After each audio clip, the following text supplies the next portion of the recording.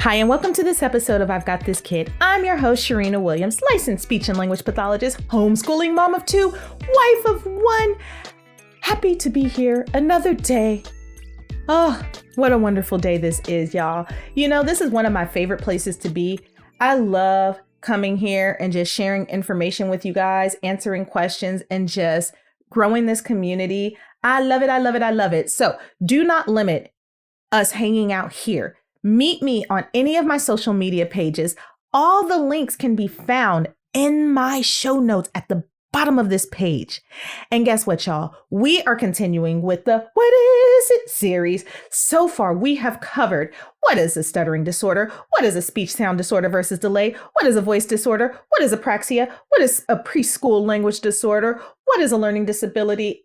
Last week, we started on what is autism? And today we are going to continue with that train. I hope you guys enjoyed it. We are going to be talking signs and symptoms today of autism. What are the signs? What are the symptoms? What can I expect? Last week, we talked about accompanying disorders. I gave you a few historical facts. The inner nerd came out of me, y'all.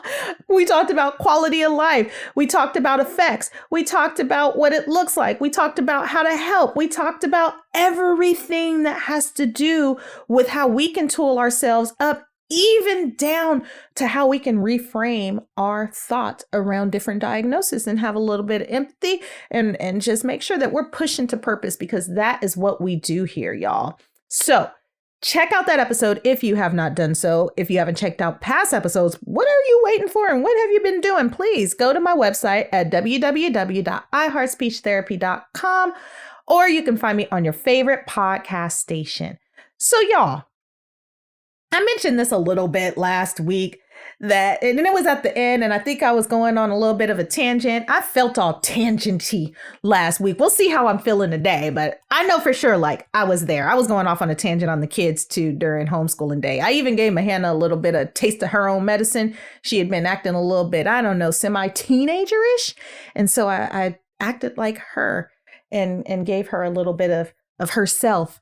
And by the end of the day, she definitely was the Hannah we all know and love again. So I've been on a roll.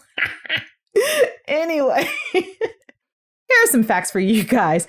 Children with autism look no different than sugars undiagnosed. And so we got to be careful, y'all, about how we judge people in public, because we be thinking we have all the answers on how people should raise their kids.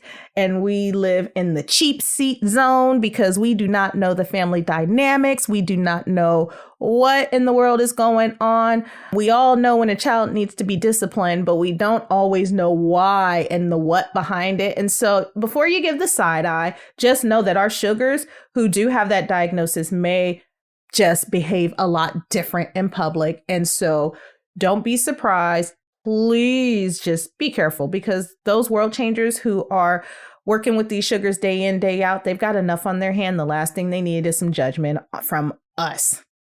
Autism can range between gifted to severely challenged. I talked about this last week, to where you can have a diagnosis of autism and be more on that low end of the spectrum.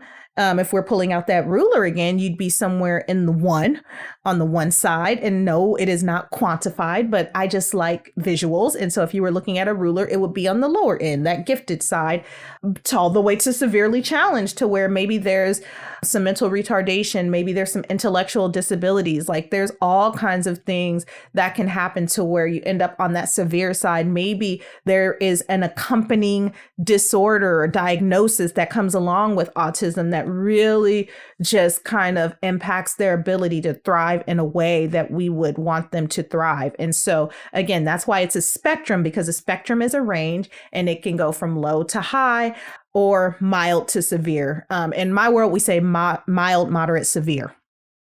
Another fact, daily needs can range from none to lots of help. And it really, again, It's a spectrum. It really depends. And some sugars have some areas to where they do really fabulous and other areas to where they need a lot of help. And I'm not talking about like across the board. I'm talking about just like one specific area that they need more support than the other areas. They're just functioning just fine. And that happens in a lot of cases. And that's where we tool those sugars up in the areas that they need the support. And finally, did you know that sugars with a diagnosis of autism can live a normal life? There is an artist in New York who does amazing work. Oh my gosh.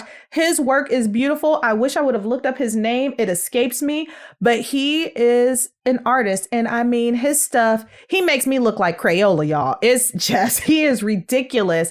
And he has a diagnosis of autism. There is another sugar, I believe, who is in the South, who is on a football scholarship with a diagnosis of autism. There is Temple Grandin. Grandlin, I hope I said her last name right. She's been around for years, Dr. Temple Grandlin. She is amazing, and she's actually contributed so much to the field. And did you notice I said her name is Doctor? Mm-hmm.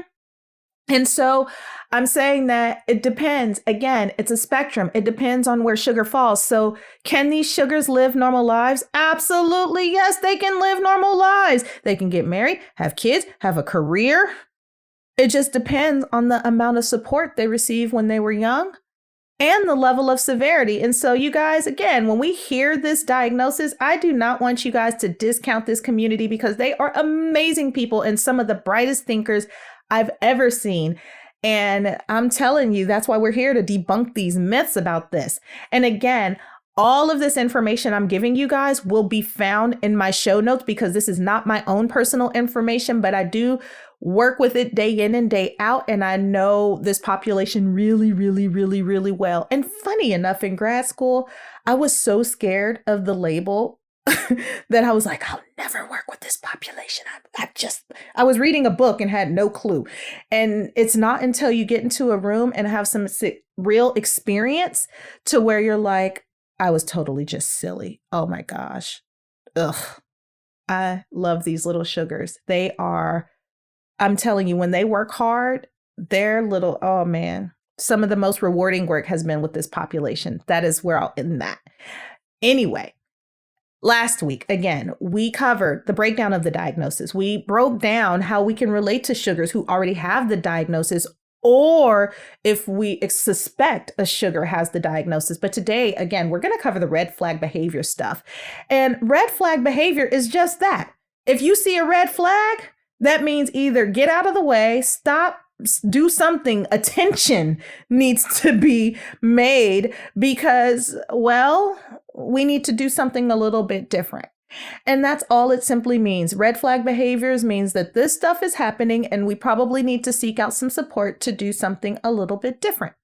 So here are some possible red flag behaviors.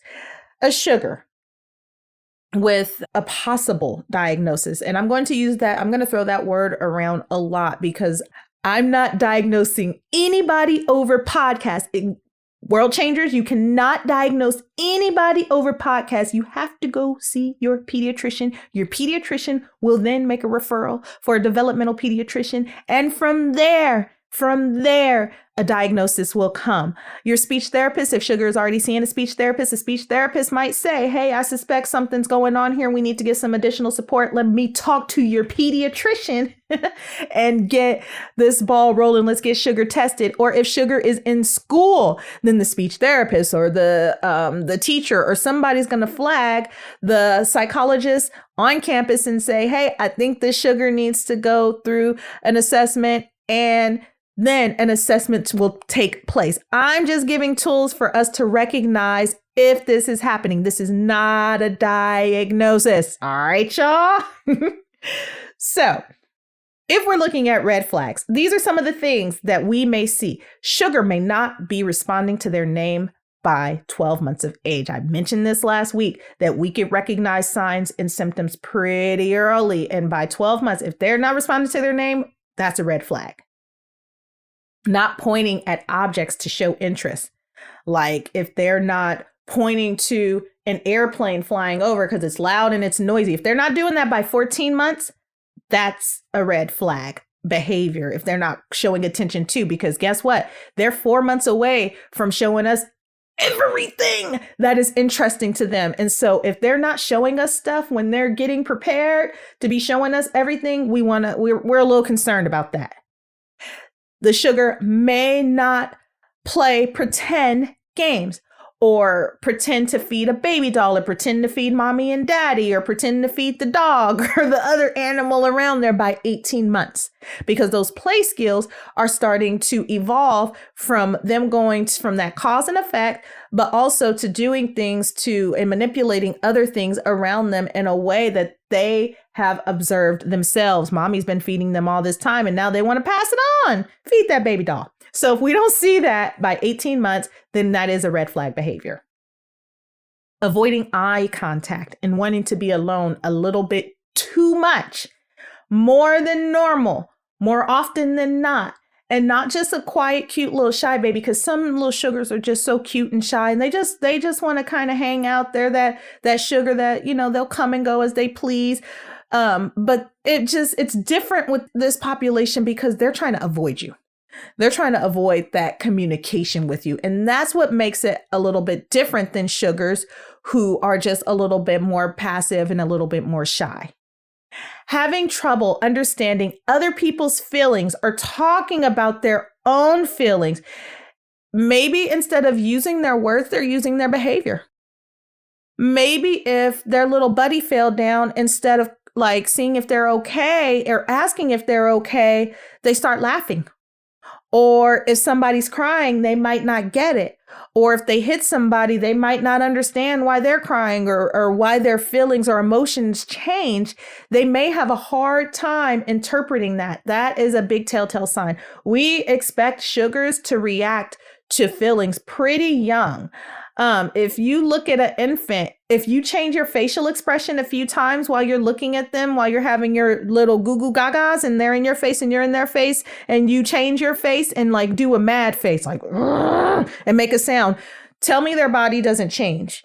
Tell me their demeanor doesn't change. And so at some point, we expect our sugars should show some kind of awareness when feelings go from one feeling to the next. Having delayed speech and language skills, they may not be using that single word by 12 months. They may not have those 10 words by 18 months. They may have those words, but they may not be using them with you. Or they may have some kind of variation of sound that's not characteristic of English or Spanish or Mandarin or Cantonese or any other language. Or maybe they're using it, but they're not using it with you. That is a red flag. Or if you hear them talking more when they're in their room playing with their toys more than what they're talking to you, and then you come in there and you say something to them and they just go quiet on you, that's a red flag behavior. Repeating words and phrases over and over and over and over again, we call that echolalia. But that is definitely a telltale sign if they're saying the same word and the same phrase and they won't stop even after you acknowledge it. Then we usually want them to go to the next thing. Can you imagine if I kept saying car? And you're like, yeah, okay, a car. Car. Okay, a car. I got you, baby. Thank you for telling me that. Car. I see the car. It's a beautiful car. Car. And then it just keeps going on. But it usually happens a little bit faster. Car, car, car, car, car, car, and car. But it's not like I'm showing you a car. That's just kind of what they're saying because that's the word that they've kind of gotten looped into. Giving unrelated words or answers to questions. Ooh. Oh man, what are you doing? Go play. What are you playing? Monster. Look, monster. And so when we see like that deflect, or they answer something else, or they answer something that doesn't quite make sense and it's not in context and it's happening and they're not being silly, but it's like happening more often than not, that is a red flag behavior. This is a big one. Getting upset by minor changes. This is a nice way of saying transitions. Getting from one thing to the next thing. And it's not even just with daily schedule stuff. It can be something like mom made spaghetti tonight and she snuck in a new vegetable that they don't recognize. And so maybe they're picking through their plate and picking out every little bit of that vegetable, or maybe they're just outright refusing it. Or maybe it's a schedule thing to where instead of you giving them a bath first, you want to give them a story first.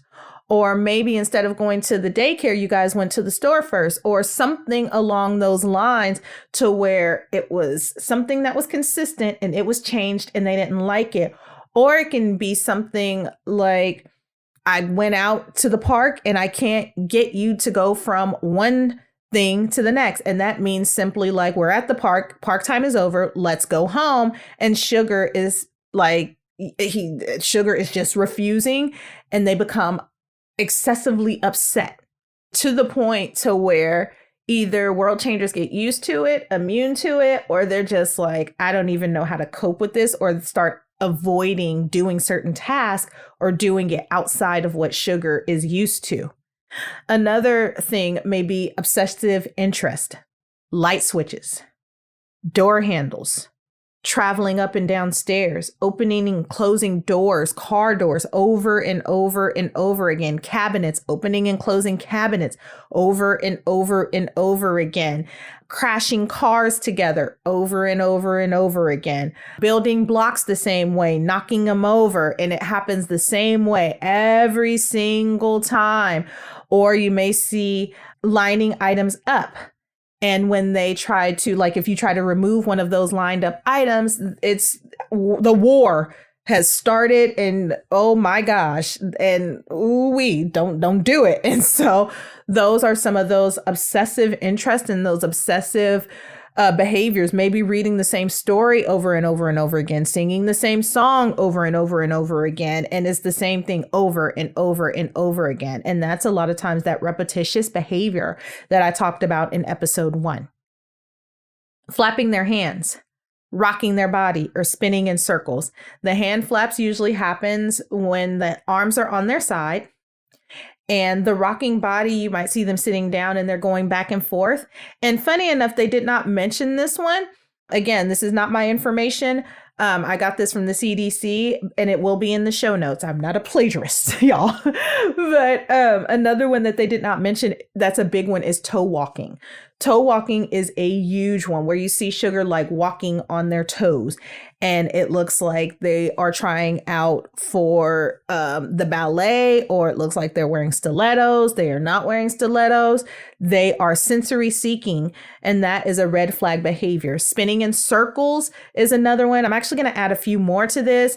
Running back and forth over and over again, running into things over and over again. Like, you may see them, and this kind of falls into like the repetition, to where they will run into the couch 50 times and you'll try to stop them, and it doesn't quite work out the way that you expected it to. And your couch is probably suffering because it's been jumped on so much, or bed, or whatever the case may be. But spinning in circles, rocking the body, hand flapping, toe walking, those repetitious behaviors, to where it looks like they just never quite calm down, and they go from like full wide awake to just sleep, because their body is going from the time they wake up to the time they go to bed, and it just crashes. And the final red flag behavior, unusual reactions to the way things sound. I hear a lot about vacuums, hair blow dryers, airplanes, or not just the loud sounds, the stuff you wouldn't even hear or think to hear, something off in the distance, the hum of the air conditioner. The fan in the computer. Things like that. Smell, whether it's a big smell or a little smell. How things taste.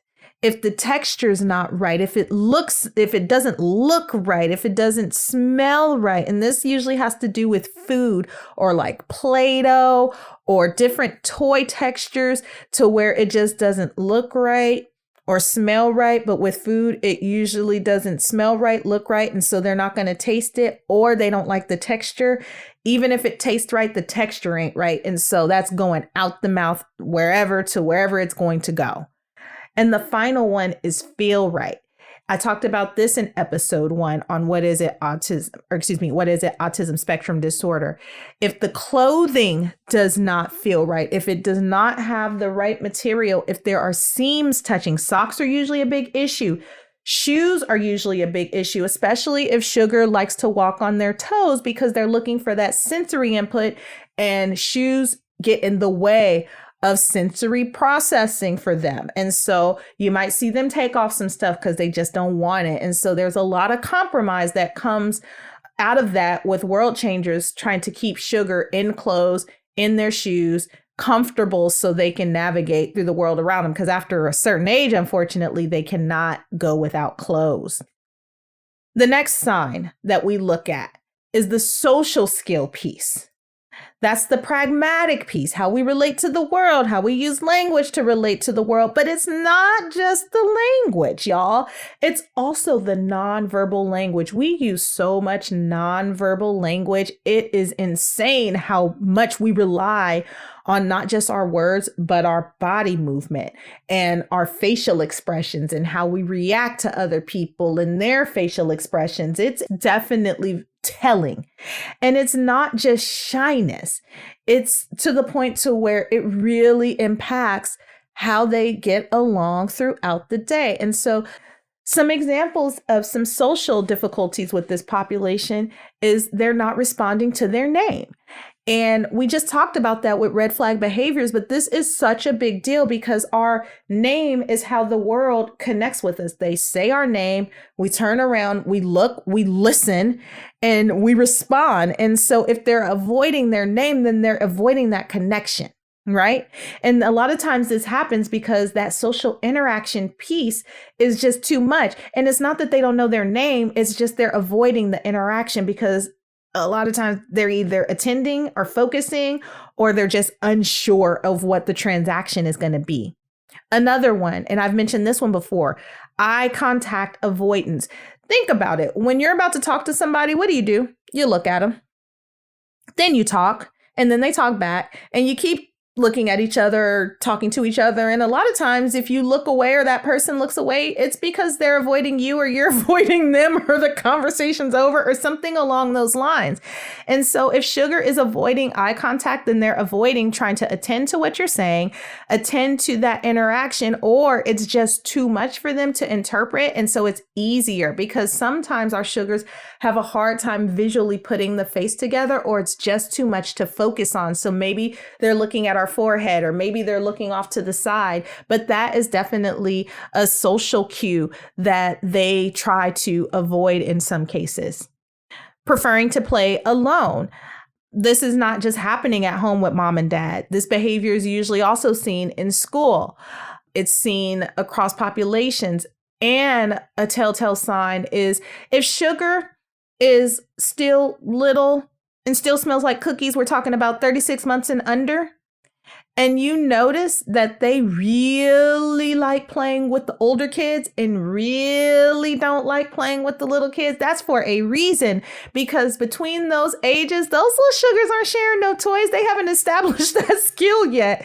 And so with the bigger kids, they have established that skill. And because sugar is little and cute, the big kids are more likely to give in to the little kids. And so for a sugar who has a diagnosis of autism, this is like winner, winner, chicken dinner, because they're going to get their way. More often than not, they're going to get their way unless a world changer has tooled sugars up around them and been like, you can't always let them have their way. You're going to have to figure out a way to make a little bit more reciprocity in the play so they can build up that skill.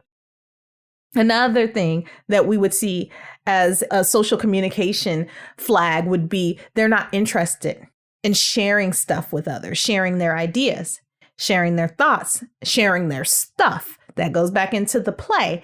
It's just too difficult to make that shift from this is mine to that is yours. Maybe there's not the understanding there, or maybe it is the object permanence to where like, oh my gosh, if I give you this thing Am I ever going to see it again? Am I ever going to get it back? Are you taking this thing away from me forever? That's a scary thing for these sugars because they don't always know or don't always understand. And so we have to model over and over and over again and give those verbal assurances that, hey, we're not trying to take from you. We're trying to add to it. And a lot of times they thaw out and it becomes not so much of a big deal, but it definitely is initially.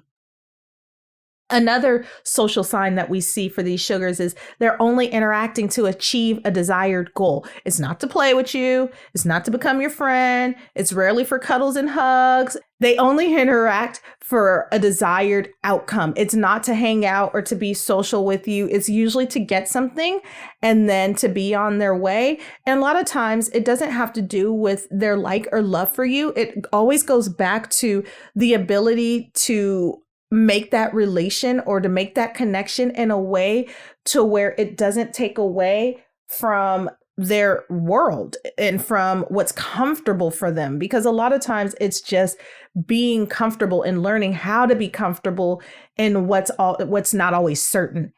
And another one is having a flat or inappropriate facial expression. Maybe there's not a lot of emotion behind the facial expression, or maybe we call it a flat affect, to where there's not a lot of smiles, there's not a lot of variation, something funny happened and they're not necessarily always reacting, or it takes a whole lot to get a smile out of them. Like that is another sign. Or their facial expression is not necessarily appropriate to what took place. Like if they're laughing when somebody falls, or they're crying when they should be laughing because they don't quite know how to interpret socially what is going on. Another social communication sign is a possible social communication sign is not always understanding personal boundaries.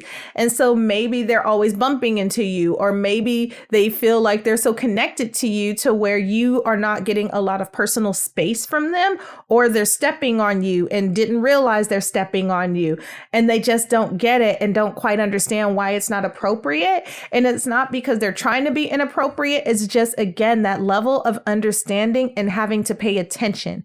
And if your sensory processing is either overwhelmed or underwhelmed, and you're trying to always meet those sensory needs, then it's really hard to pick up on what other people around you need and what's socially appropriate and what's not. And sometimes there's just that level of, I don't get it.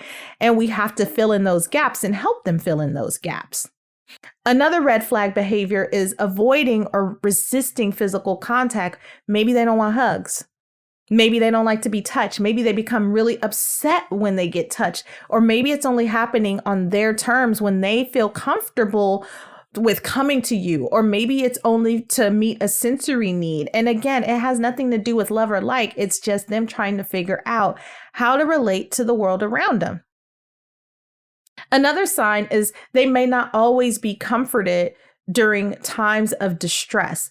And that can look like if something happens, and maybe it's really trivial, a toy fell down and they start just crying like it's the end of the world. And it's like, oh my gosh, I'm trying to comfort them. I'm trying to make them feel better. But like 20 minutes later, 30 minutes later, they're still crying, or they're still upset, or they're still talking about it, because they can't quite get out of that moment because they keep replaying it over and over and over again. That can be another sign to where they're not picking up on the nurturing side of things, right? It has nothing to do with the world changer's ability to be nurturing. It has to do with the way that they're interpreting that, or unable to interpret, like, oh, mom is trying to comfort me. Mom is trying to nurture me. Remember, it's a social cue. And if they're not picking up on social cues the way that they're supposed to pick up on social cues, then this can be really difficult for them. And the final red flag for social communication is difficulties understanding people's feelings or talking about their own feelings. And I mentioned this before, to where feelings it's such an abstract thing. There has to be something that happened in order for us to demonstrate an outcome of emotion or an outcome of a feeling. If somebody says something really nice to me, then more likely than not, I'm happy. If somebody says something mean to me, then a level of me, I might get over it and I might like brush it off, but a moment of me might get a little upset or a little bit sad. And remember, again, if they can't always interpret their own feelings, or sensory is in the way, or attention is in the way, or all these other things are in the way, then it's really hard to pinpoint what those real emotions may be.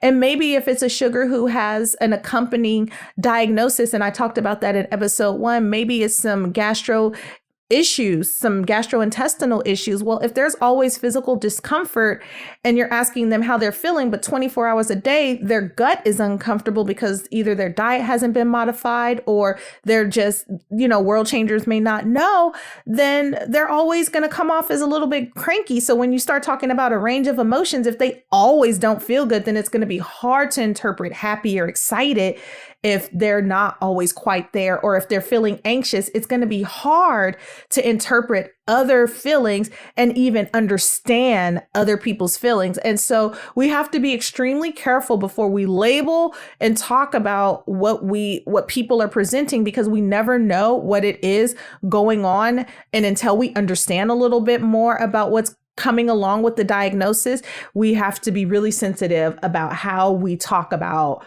how they're reacting to us and how we interpret their reaction to us, because it might not be the reason that we think that it is. And maybe in some cases it is, but in most cases it is not. The final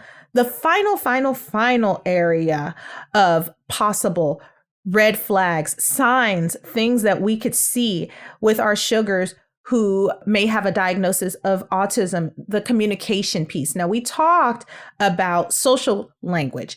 Communication has to do also with the sender or receiver, but this has to do more so with like them building up the language to communicate. So this is building up those skills, building up the structure to communicate back and forth with others. And so, sugars who have a diagnosis of autism, it's a spectrum. It can go on the mild end, the low end, or it can go in the middle, the moderate range, or it can be on the more severe range. It's different. Every sugar is different, and it might not all be mild. It might not all be moderate. There might be areas that are strengths and areas that are weak for them. And so it just depends on each sugar. Every sugar presents different. And so some sugars can speak well, other sugars, not so much. They need a lot more support, or they're not communicating a lot and need some additional support with either some picture exchange system or even with a speaking device to help them out. It really just depends, right? And so we know that about 40% of sugars with a diagnosis of autism do not talk. And this is beyond the selective mutism. This just means that the ability to communicate, it's just not there. But that means 60% still does. And 25 to 30% of sugars who have a diagnosis of autism have some words between the ages of 12 and 18 months. They lose them. Now, here's the thing about that. Some years back, there was some research that I did, and I found that 75% of sugars who have a diagnosis of autism, they go through these peaks, and their language, it either goes up or it regresses, or they gain language, that's the peak, or it regresses. And this happens all the way up until 3 or 4 years of age for most sugars. And so by 3 or 4 years of age, if you have a sugar who's gaining language, losing language, gaining language, losing language, usually by 3 to 4 years of age, it's determined whether or not, and not by us or by anybody else, but they at some point will either gain more language, or where they are is where they are, and it might be a little bit sluggish. And our final group, they may speak, but maybe not until later. And we have a lot of those sugars to where it's not until 4 or 5 or 6 to where they really start communicating with us. And so some examples of some communication issues related to autism, and I really don't like that word issue. I would just say the gap. There's a gap in these areas, and we need to fix it. And not even fix it isn't even a great word for it. We need to try to tool our world changers up and tool ourselves up to present opportunities for them. And so one of the signs is delayed speech and language skills. Speech is the sound we produce. Language is the sounds we turn into words. The words are the stuff that we use with the people. And so that might be a telltale sign there. I've mentioned this a few times. You guys are probably masters at this phrase now, echolalia. And that's where the sugar repeats the same word and phrase over and over and over again. And it might be something they overheard you say, or it might be something they overheard someone else say. It honestly just depends.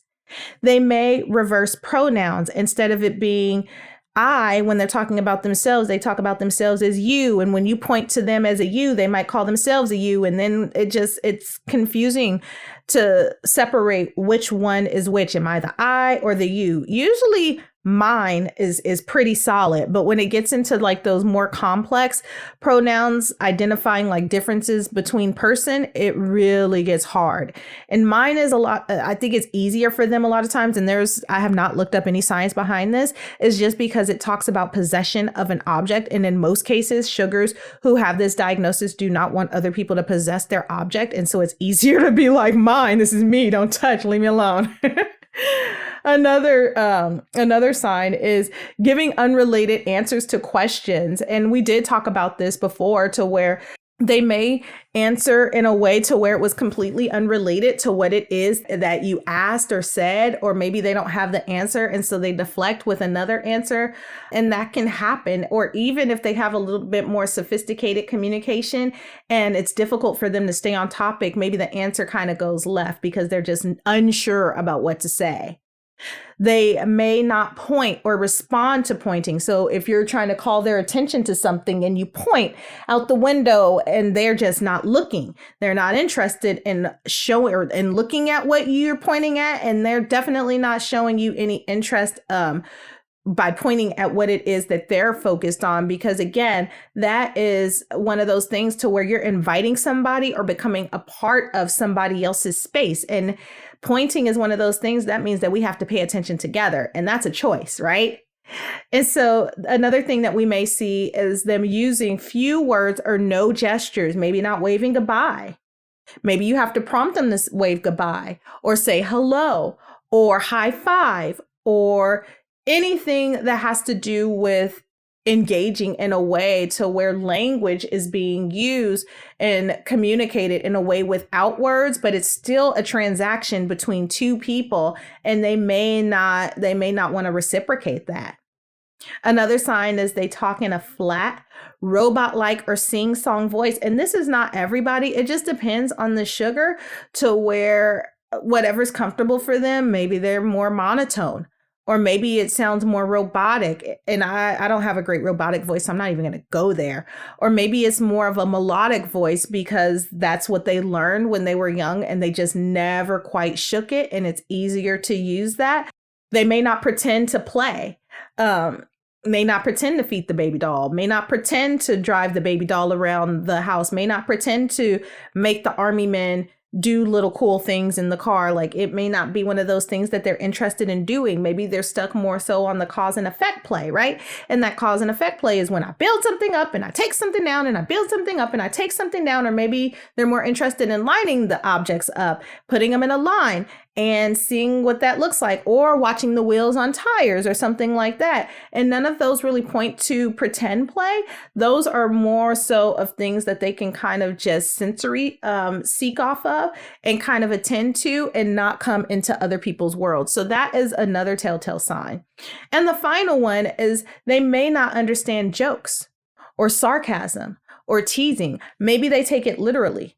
Maybe they just don't understand at all that it was a joke, or maybe the sarcasm is taken as something that was a true threat, or they took it personal rather than it being just the person was being sarcastic as a way of kind of teasing or joking around. And so we have to be extremely careful when we're using different kinds of language, because in our culture, we have so many ways that we play with language to where it's not necessarily straight up. And so we want to make sure that we're being sensitive to this idea that they may not always get it, or they may take it literally. And we do not want that for those sugars. So that pretty much wraps it up for like some of the signs and the symptoms that we would see with like the communication and the social language and just in general. But now we're going to talk about what we would expect with interest and behaviors, because a lot of times the interest and behaviors are different just because the way again, that they're relating to the world is different. And so I've talked about lining up the toys, lining up objects, lining up spoons, lining up whatever they could get their hands on. And there's more than one, it ends up in a line. And a lot of times they just want to hyper focus on that one thing, or it just makes sense, or I haven't gotten a great answer about it, but it is definitely a sign that I've seen across the board to where the toys are lined up, the object is lined up. If I try to move it, it's war and mayhem. And so we just have to teach a better way to, or a different way, not necessarily a better way, but a different way to interact with the objects around them. Maybe they like to play with the same toys the same way every single time. I talked about that too, to where we're building up the blocks every single time. We're knocking them over. If we talk on the phone, if we're play talking on the phone to somebody, maybe it's the same thing, or maybe it's the same YouTube video, or maybe it's the same television show, and not even just the same show, the same episode. Maybe it's not just the YouTube, it's the same YouTube video. Maybe it's 10 times and it's happening over and over and over again. This may even be the time that you hear the most language out of them when they're looking at that YouTube video, and you're feeling like, oh, they're picking up language. Maybe they're not picking it up with me, but they're picking it up in that video. And it's not necessarily true. While they are picking up some kind of language, it's not necessarily for communicating. It's more so out of the repetitious behavior. And a lot of times the words that they're repeating, it's like echolalia. They heard it. They saw it in context, and they may or may not be trying to figure out how to build it up, but it's not necessarily used with you. And a lot of times you got to think about it too. The YouTube videos that these sugars are watching, especially the nursery rhyme ones, if you're talking about like the ABCs or something like that, well, we're not necessarily using ABCs and numbers and colors to communicate with others, especially during those toddler years. And so we want to be extremely careful if we're allowing them to engage with the same video over and over and over again, and the same play over and over and over again. We have to ask ourselves, are they benefiting from this, or how are they benefiting from this? And how is it building up to their repertoire of skills? Is this building up in a way that's really great for them, or is this just something else that I see them repeating over and over and over again? We might see that these sugars are very organized. They like everything the same way every single time. They like their stuff the same way every single time. They like just things to be the same way. May not like dirt a lot. Don't like to get those hands dirty. Don't like their things to be moved around. They want to go to the same place and find the same thing every time, or else it is mayhem, smoke in the city. And the reason that is not because they're trying to be catty. It's because it's how they relate to the world around them. And it really helps them keep mentally organized when things are the same place every single time. And you're thinking about people who want things to be predictable. And if things are unpredictable all the time, it's really hard to adapt to the environment, or really hard to get comfortable in that environment. And so if the blocks were in the middle shelf on row 2, in the middle, the blocks need to be in the middle shelf on row 2. If the puzzles are on row 1, left side, by golly, they better stay on row 1, left side, because it just makes it easier. And if there's changes that are going to take place, we need to communicate that with them, because it helps them become more comfortable with it and not have a meltdown on us, not understanding why things are a different way. Another thing we might see is obsessive interest. And I talked kind of about this with like the YouTube videos, to where like they're doing the same thing over and over again. Or maybe if it's not even the videos, whatever it is they're really into, they're into it to the point to where it becomes a little bit uncomfortable for the world changers around them. And you may not always understand, like, why are they so stuck on this one thing? Or why is it that they're recognizing this one thing? And it can be something as crazy as, and it's not crazy to them, but to us, it's like, I don't always necessarily get it. Like if I had on a shirt and there were a bunch of shapes on the shirt, and maybe the object of interest is hearts, and there's a bunch of little hearts on my shirt, you might see Sugar point out the tiniest heart on my shirt. Or if sugar does not like a lot of dirt, and maybe they're picking up specks of dirt off the floor. Or maybe they're picking up specks of things from places that you didn't even see it, but this sugar was able to see it because they want things to be neat and orderly. And it's not anything wrong with it. It's just the way that they're wired, and it just needs to be a certain way. For the sugars who have the obsessive interest to the point of where it impacts their day, world changers, you got to help them out with that, because as they get older in these obsessive interests, if they're not necessarily, I guess, molded in a way to where it's healthy, it can become a situation like anything else that anyone else would struggle with. We just want to make sure that we're reshaping it and framing it in a healthy way for them. These sugars also have to follow a certain routine. They enjoy a certain routine. They enjoy things to be the same way every single time, maybe the same breakfast over and over and over and over again, or the same coat over and over and over again. And these routines, again, it has to do with having things organized and being able to be comfortable with what's going to happen next, taking away the unpredictability about things that are going to change. And so they usually like stuff to be the certain way. If I wake up every day, then I want to brush my teeth next. After I brush my teeth, I want to get my clothes. I want to go downstairs. I want to eat my breakfast. I want to go to school. And any kind of change can definitely have an impact on how they relate and how they behave with you and with the world around them. And so we want to be extremely sensitive to those behaviors and those interests.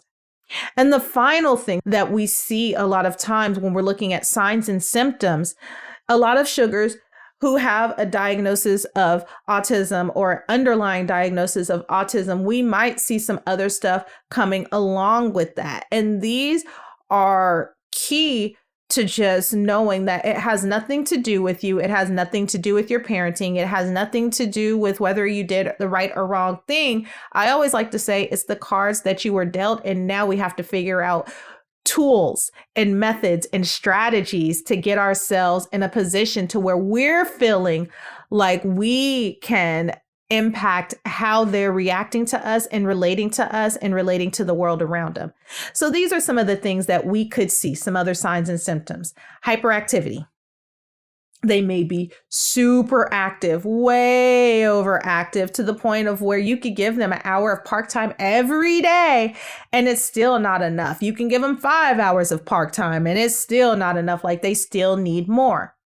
Impulsivity, acting without thinking, just doing stuff and not thinking it through. And sometimes this can be extremely dangerous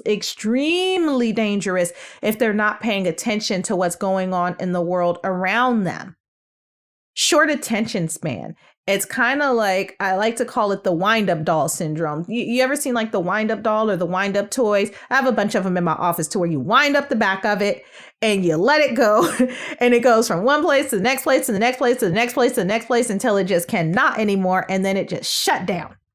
And so that's a lot of times what we see in our little sugars.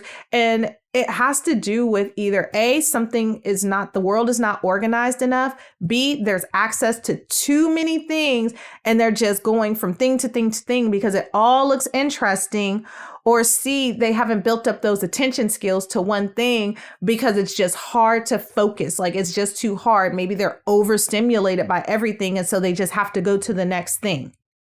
The next thing that we may see is aggression, physical aggression, biting, hitting, pinching, scratching, headbutting, not just others, themselves. This can be where world changers have the hardest time with sugars, whether they're doing it to themselves or doing it to other people or doing it to their siblings or doing it to their peers. And the reason why is because if they're doing it to themselves, there's no world changer that I have come into contact with that would ever be excited about their sugar hurting themselves and watching their sugar hurt themselves, because we're so connected to our little sugars. When we see them hurt ourselves, we almost feel like we can feel it. Think about when they fall down, right? When they fall down, tell me you don't feel like you fell down with them, right? And it's serious business. So when they become upset or the world becomes too much, or they're just not like they're hyposensitive to the world around them and they need some input, they may not feel it the same way we feel it. Like sometimes they have a really high pain threshold to where the same fall for me and for them, I mean, I would be rolling around on the floor just looking crazy and they just get up and kind of walk away. And so that is definitely one of those areas to where like the aggression and that self-injury piece can come hand in hand. And again, it can either be to themselves or it can be towards others. And sometimes the aggression towards others has to do with we violated a boundary that we didn't even know existed. We weren't even on the same level playing field. We had no idea that that was a no, or they interpreted it in that way. And that was a big no. And we had no idea. And they reacted to us in a way to where we necessarily didn't like it, or we let them get away with it. And then they interpreted it as funny, because remember, you're talking about sugars who have a hard time interpreting emotion. And so if you laugh when a sugar hits you and they don't necessarily understand that that is inappropriate, then guess what? They're going to probably keep doing it and being aggressive in that way. And so we want to be really careful about how we allow that kind of behavior to be represented in the home. Another area, and I talked about this a little bit earlier, temper tantrums. Ooh, the tantrums. Tantrums are never fun, no matter what. I have podcasted about tantrums. I have blogged about tantrums because I know tantrums can change the whole dynamic of a relationship, whether it comes from an adult or a child. And I mean, what sets these tantrums apart is usually A, they're more frequent. B, they're longer. C, a lot of times we can't sue them. Or D, they're relying on us to make it better all the time. And it becomes to where it comes to the point to where they're so overly reliant that we end up becoming drained as world changers because they're not learning how to self-regulate their own emotions. And so we have to be really careful about how we respond to tantrums. And I would listen to the episode on tantrums if you're not sure about that, and read that blog on tantrums just to understand the dynamics of that, because tantrums can be a real tricky beast, y'all. Another area that we see, another symptom, would be unusual eating and sleeping habits. Maybe sugar eats this one food, and that's all they'll eat for weeks and months and months and weeks. And you have boxes of it and cans of it, and it's in the refrigerator and it's in the freezer. And one day they're like, nope, outright refusing to eat it, outright refusing to touch it, outright refusing to smell it, outright refusing to have anything to do with it. And you're like, what in the world happened? Why don't they want this food anymore? And then they move on into the next one. And it can be really difficult managing that, because if you're like me, I cook at least twice a day, and whatever's on your plate is what you're going to eat. And if you're not going to eat it, oh my gosh, it's going to be a sad, sad day for you, because I have nothing else that I'm offering you. And I know a lot of my world changers get really scared because these sugars will go on a food strike. They'll go on a hunger strike. They do not care. Like, it's not the same reaction that our sugars may have when we're like, you're going to eat what I put on your plate because I said so. The same with the sleeping habit. If it's so hard to neurologically calm down, if it's hard to get from one thing to the next, that transition, it can either be caused by the difficulties transitioning from one thing to the next, or the brain just having such a hard time making that shift to calm down and rest and have that frequent rest that they need. Like, they need hours of sleep, especially when you're talking about the babies. Like, the babies usually need up to 12 hours of sleep still, including their naps. In some cases, not including their naps. Like, toddlers sleep a lot. And the sleep, it's so important at that age. It's not just us getting the break. It really has to do with all the data that they collected during the day is programmed when they're sleeping. The growth that's happening is happening when they're sleeping. And if they're not getting that brain recharge, that brain refresh, then it's really hard to gain new information and hold on to past information. And so sleeping can be a big, big deal. Unusual mood or emotional reactions. Sometimes there are sugars who have additional diagnosis that come along with the diagnosis of autism. And sometimes they just appear a little bit more cantankerous, just a little bit more grumpy because we don't know these other things that are going on and they don't quite know how to interpret it. Or maybe they react in a way to something that happened in a way we would have never expected them to respond. And it really, again, has nothing to do with us. It has to do with us not necessarily knowing or interpreting or being able to interpret what it is that they're feeling, thinking, or whatever it is they're perceiving that's causing them to feel this way. Another area is the lack of fear or more fear than expected. And this goes into like my lack of fear kids, that goes in alignment with my impulsive kids. Oh, my impulsive little hyperactive sugars, they just are not scared of anything and everything is a go. And it's a lot of times because of the awareness, the lack of awareness, not understanding or knowing that if I do this, then this is going to happen next. And then on the other end, it might be way more fear. They're scared of everything or fearful of everything, whether it's roller coasters or new people or outside or whatever it is sharing. It's just scary because they just may not know what's going to happen next. It's that inability to predict what's going to take place. And the final thing that I've talked about before, and again, you can listen to the episode on sensory processing disorder to where they may have unusual reactions to the way that things smell or sound or taste or look or feel. And I've gone over this a few times before, so I'm going to let you guys listen to the other episode just to get yourselves caught up. But those 5 areas can have such a dramatic impact on how sugar relates to the world. And so it's extremely important that we are sensitive to the idea that they may not understand how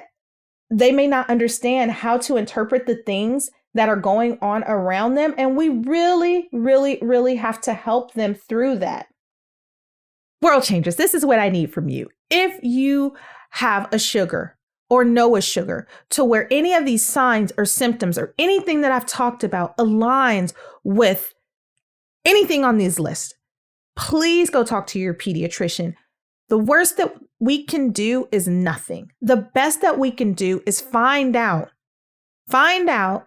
that it was nothing and we were overreacting, or find out that it was something and that we need some tools to get us to where we need to go, because autism is not one of those things that's going to go away. And I'm yet to see any diagnosis go away. And so we just want to be proactive and do what we can. If our sugars educator is giving us, the hint, like something may be going on, please listen to them, because guess what, y'all? They're looking at milestones all day. If you feel like something isn't looking right, feeling right, and smelling right, and you've gone to your pediatrician and they're just kind of telling you wait and see, please tell them you don't have time for that wait and see, that you'd rather see now than find out later, especially if they're young, because we can do so much early to make things just push to progress. Change the trajectory of things, really get in there and tool you up, world changer, and tool sugar up to where you guys just don't feel like you're relating on separate planets, or you're negotiating so much to where you just it just doesn't feel like the way that it's supposed to feel. I guarantee that does not have to be the case, y'all. All right. So if you have any questions about this episode or past episodes, please don't hesitate to reach out to me. Questions can be sent to questions@I'veGotThisKid.com, or you can follow me on Facebook, Instagram, or Twitter. Those links are click away in the show notes. Also, all this information that I've given you, again, I am not a plagiarist.